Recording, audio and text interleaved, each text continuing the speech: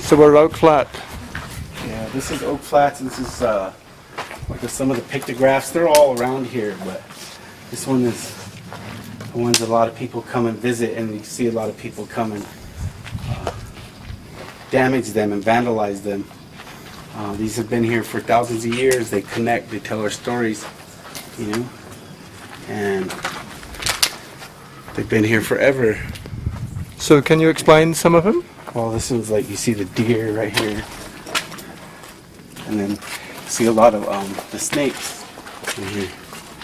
You know, a lot of the snakes were used, they used them in healing and the ceremonies, and have different representations, but even like, you know, this thing over here, it all looks like a dinosaur. A lizard or something, yeah? But who knows, it could be something else, you know. The man right here too. Yeah. They're all through here. See another road, sheep, Mountain goats type of you know, thing. and the river.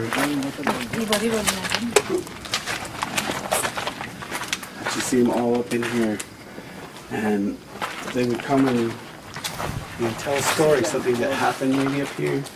You know, different, the hunting, the deer. There's deer all through here, and that's what, you know, one of his homes is here.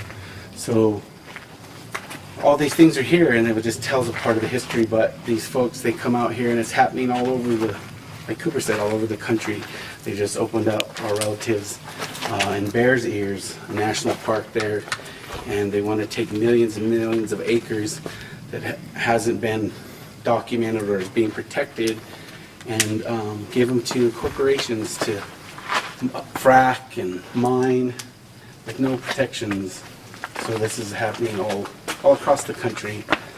And This is left from like the opposition from the protests. Yeah, because this has been going on for about a long time. yeah, like 15, 20 years. Yeah. So maybe 15, about 15 years to fight here, and then Windsor have been fighting for 27 years for their other sacred mountain that ties to this mountain. This, not this mountain, but this area. You know. But then it gets a lot of use too. The climbers come over here and they climb all over it. So if you look up here, you'll see metal hardware that they drill into the rocks. See, right there's one right there above your head. See? And they climb that. There's another one right there. And they climb all over these rocks. So this place has been used not, you know, just by us.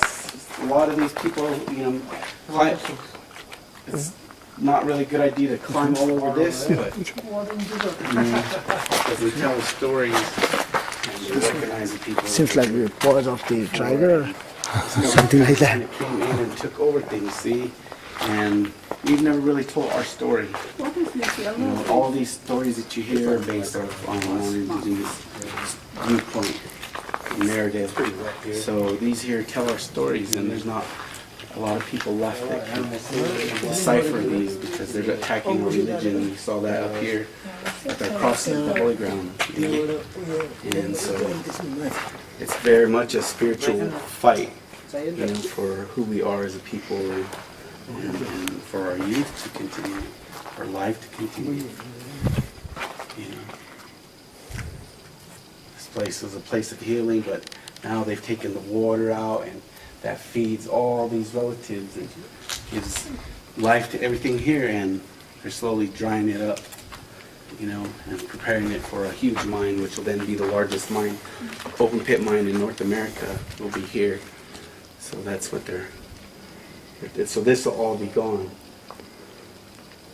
And you know, that's why we've all come from different places to stand up and show solidarity with our relatives, because this fight is similar to all the fights all across the world now. We know, you know, they just don't really talk about them. You know, I'm sure you've heard of all the extractions and different things like that, and all different kind of injustices across the globe. You know, all this stuff is going to the global marketplace. That's where all this copper that they want to produce here is leading to the global market. So it's, you know, it's all about, you know, profiteering capitalism. These corporations, that's who we're really fighting. They're running our governments, you know. So it's the corporate really has taken hold, and everything that they do, their legislation, you know, so they're affecting the legislation and the bills and the constitutions and laws. They're changing them in their favor.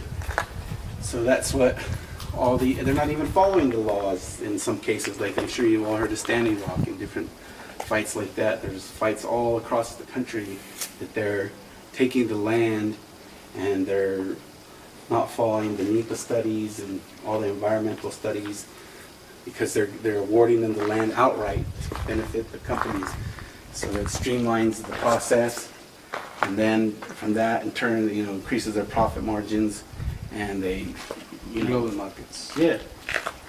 And a lot of these things here, the fights are connected. There's a fight just outside of town, the Loop 202, and it's a highway, a Corridor 11 project that they're building from Panama all the way to Alaska. Oh.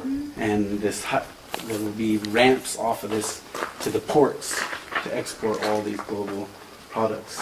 Extraction, the Gulf, there's a lot of oil out of the Gulf, you know. These places, a lot of minerals, a lot of uranium, different things like that, you know. So there's a lot. And Arizona is tied into a lot of those things. That ties into a lot of these issues. You said you're from Pakistan, right? That's where the McCain Institute, the time we were taking on McCain and really like on him. During that time, the McCain Institute for ASU, you know, has a lot of seniority, I guess, prestige, ASU and whatnot. They were in Pakistan, helping Pakistan create an energy. So that's like how Arizona is like. They bring their kids, they bring all these college students there, and It's an internship. yeah, like internship, yeah, for the McCain Institute. Yeah. McCain has a big hold. He's a senior college politician. But right now, a lot of Arizona is going through transitional power right now, so there's a lot of people that are groomed to take his place. So this mine is a big jackpot for Arizona, you know, for the global trade. Because a lot of states want power. Because a lot of westward expansion is here again. Manifest destiny, here it comes again. So a lot of the states have land management. Who's going to manage these lands? The state money or federal funds? Or tribal? Is it on tribal land? Do they have say there? Who's going to manage the land here? Who's going to porta potties, you know, make sure that everything's up to date and whatnot. Security and all this stuff that they have to do for just the plants alone, pesticides. They spray up all these plants right here. Yeah. And people pick that and they eat the pesticides. Medicine, yeah. Yeah. So So, the girls that you'll meet, probably once there's, you know, granddaughters, they come up here and the families all come up here and they pick different things and they still use it. yeah, so there's a fight between the states and the feds. Who wants to manage these lands? Who has the capacity to manage the land? So some of the states are just selling it. That's why the federal land management or these federal forces, you know, they're always in a negotiation with mining or allowing mining. BLM, Bureau of Land Management. So, and a lot of tribal citizens don't have the say. A lot of tribal councils who have say don't really speak for the people most of the time. So there's a lot of wild horse roundups right now. Who's buying that? The meat from who's processing these horses? A lot of it's, you know, from foreign companies, foreign countries, China most likely. So this is happening all around this Southwest because this is the mineral. When you look at it from a bigger perspective, this is the mineral belt of the Southwest of America. This is the mineral belt. This is where a lot of mining for America is all coming from. Copper, uranium, energy. A lot of what feeds the valley, Salt River Energy Company, comes from Navajo country, from coal mining. That's what feeds a lot of Las Vegas, Phoenix, California. And the people that are living right by these electric plants don't even have electricity, don't even have a say. A lot of their cancer rates are huge, are just increasing every year throughout these corridors. You know, so they expanded the highway. So there's these infrastructure. How do you identify these comings if you're not keeping up to date with the politics, you know, especially with the economics locally, is by the infrastructures, you know. Who's giving the security new cop cars and giving the new school books and all this stuff? It looks good, but it's dirty money, and there's a sacrifice. There's a sacrifice being made. Someone, just to turn on that water faucet, it's coming from my people's land, you know? And those people there don't even have housing, don't even have water, but they take pride that they can take care of themselves, you know? But in today's world, and how they preach it to the rest of them, however people see America, we're the sacrifice.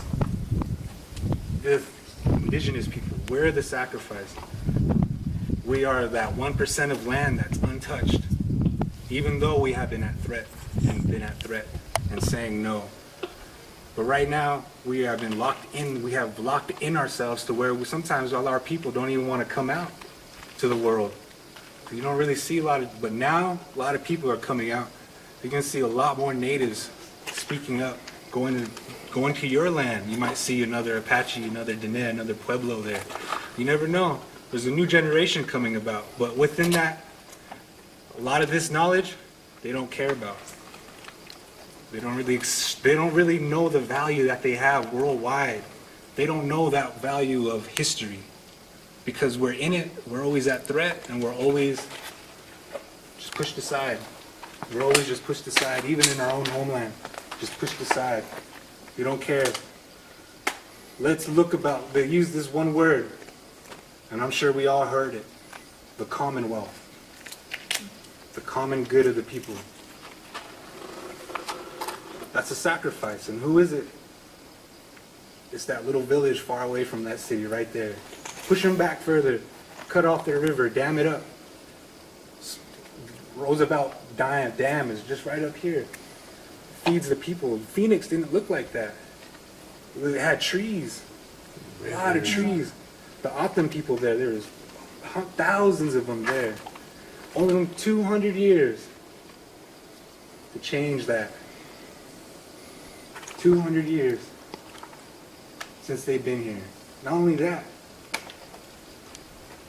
for a lot of people here up north, but down south, they've been touched for a long time, you know, since the Spanish. But some of these places is where the resistance held on strong. Geronimo's been here. His people, that's Winsler's family, you know. Medicine people for Geronimo, that's where he comes from. Yeah. So to hear it from him, to ask the questions you need to ask, there's what you get deeper here. But what he shared with us is what we see here. And it's beautiful here. And to have you guys here, and to take this back to your home, to your kids, that's what we need, that world connection. That the indigenous people are still there. They were still here. Because right now, some of those kids right there, they don't even know that we're still here. They don't teach it, it's just down there. That's the disconnect. That's why there's fight in between small town, big city, reservation, to border town. Because we don't want to acknowledge that point in time where there was war and conflict. We don't want to resolve that. Because like media, controversy sells. And so we have a lot of setback between getting this information out. Because even when it comes to Congress, if you're gaining enough momentum in your state, you can take it, like how we went easily into Congress through Winsler's connection and his history within his tribe. I mean, yeah, he's very really well connected, man. He's done a lot for the people as far as working in their framework, and then out, he's done well. I mean, he's fought for these sacred sites, Mount Graham. That's along the way. It's a little further south from here, but they're fighting the Vatican. He fought the Vatican, and he fought U of A for telescopes on the mountain. That then the military now we hear are trying to come back and get these because they'll use them to bust up the clouds. These lasers, it's as a weapon, to control the weather, to try to control the weather, and they're doing things that people aren't really, until the water shuts off. This place here is an extreme climate here in the valley, and they're selling it like there's a lot of water here, and they're growing it. You know, it's got one of the faster growing economies in the country, and there's no water here because you're seeing water now. Usually there's a lot more here. Arizona is definitely investing into the future. AI technology. A lot of Silicon Valley, pretty much, the camping area and all that. That's where a lot of this copper is. It's all weaponry. Not really weapons, copper that they're extracting. Whatever else they find out there.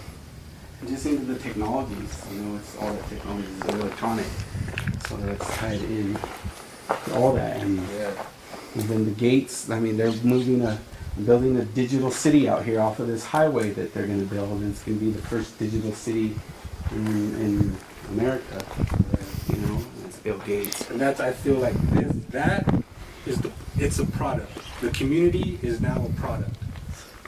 They have humanized this technology. Now it's a part of the community. So pretty soon these AIs are going to have its own rights. You know, its own right to have it in programming, you know. Pretty soon now everything's going to have microphones in your house. Your own house is going to be a product. You know, and now the strip mall is going to be a product. That's how they're presenting it. It can self-sustain itself. Invest into this technology as a communal product, not as buy this phone, buy this for your house. No, it's not gonna. I don't think it's gonna be like that in the future. The malls are gonna change. The malls are gonna change how we get this in America. Everywhere else has a different way how they, you know, merchandise and product their people and resources and whatnot. But business, capitalism, man, in this technological era and this traditional values, with this phone, we can make political change, yes, but you know, it had to come from somewhere. So it's just tricky, man. It's tricky. If it doesn't go off here, then where's it gonna go? Where's the money gonna go? Someone's good. Somebody's gonna get They're not into good. Yeah, someone's good. If they don't get this mine, then where? You know, that's the question that I always ask, and that kind of breaks my heart. It breaks my heart to say, well, we're doing all this right here. I know all the effort, blood, sweat, and tears we put in just to right here. Some other kid, some other family, someone's gonna feel that same thing. You know, so it's like, it's never ending, man. It's never ending, no matter how simple I think it is throughout my day of living. It's coming from somewhere, and that sacrifice, you know, someone else has to say, whatever. But it's good you guys are here, Yeah, you know, We're all connected. all connected. Yeah. And now, Thank you. Like Cooper was saying, it's tricky because we need some of these things if we're going to share information and really connect and make that change. These tools, I guess, and that's what we got to kind of remember that as a tool, because because I think our kids are the ones that we're going to have to worry about when that's so embedded in them that they're going to go against whatever, you know, these old traditional, you know, teachings, you know, when it comes to, you know, we're so connected to the earth, and we know that, you know, if the earth is sick, we're sick. Yeah, so you want to connect? You want instant right here. Connect. Connect to this. That's the power of the mind, body. Once everything you got, good diet, good mind, exercise, good thoughts about you, and someone has shown you a direction to look at the stars, how to pray, pretty much. That's the connection. That's the connection they want us to forget about. That simple, close your eyes and breathe. Slow down. Slow down. And listen to that silence. Listen to nature. That's the connection right there. That's why you guys are here. You need to hold that in your heart, in your mind, in your memory, in your blood. You want that for your children. Right there. Peace. There's no threat. This is what we want for everybody. To have a place like this. You know? It's crazy. People pay millions of dollars just to have their own property, their own land. It's crazy that we have to pay just to listen to that.